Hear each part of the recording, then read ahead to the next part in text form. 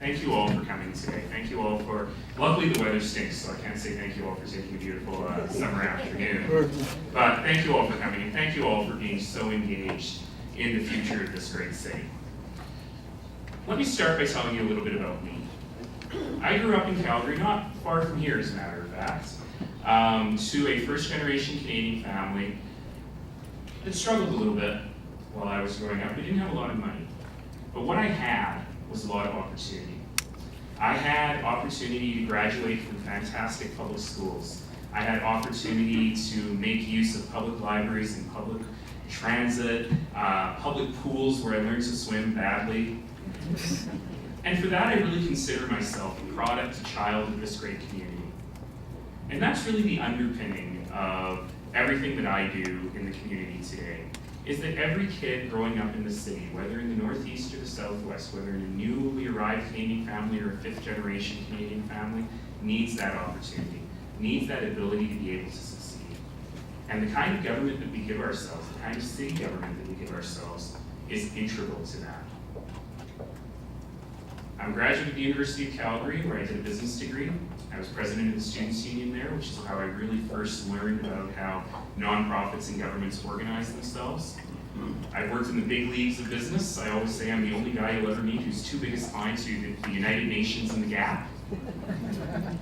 They have more in common than you would think. Typically on very big numbers. I worked with the United Nations, for example, on determining how the private sector can help the poorest people in the world. These are billion-dollar, $100 million decisions that I worked with. But I also love cities. And when I had the chance to come back to Calgary after working and living in cities around the world, after going to graduate school at Harvard to learn about public administration, after paying off my hideous school debt, I had the opportunity to come back to this great city I love. I wrote a little bit, I thought a little bit about how cities work. And you may know me over the last few years as being the City Hall columnist for the Calgary Herald, as well as for CBC Radio 1. What I do for you is sit through city council meetings. It's good that I do this for you.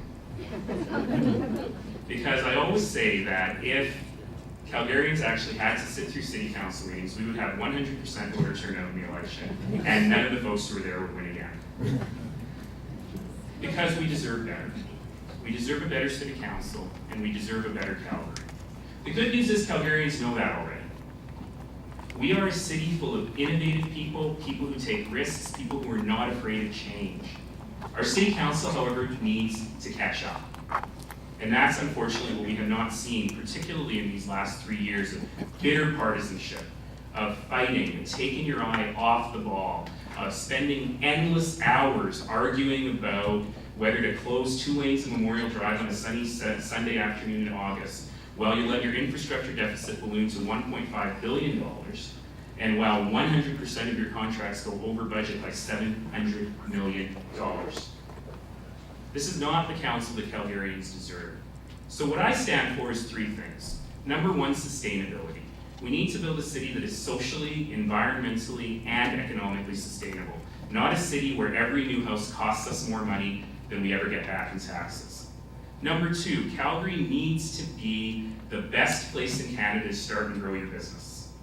That means that the city has to see itself as a problem solver, helping people succeed in business, instead of a regulator who succeeds when all forms are filled out in quadruplicate and every single checklist is made up.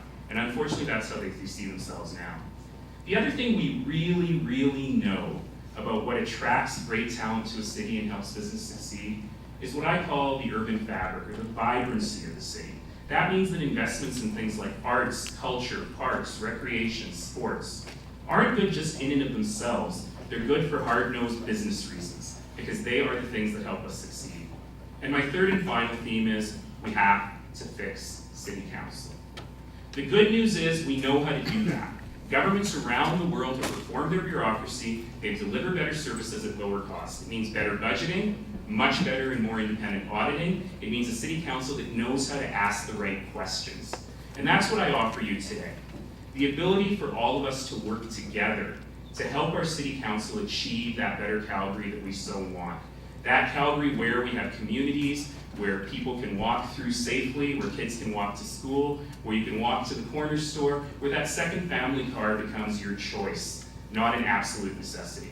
Ladies and gentlemen, I hope that you'll join me in helping us build that better Calgary.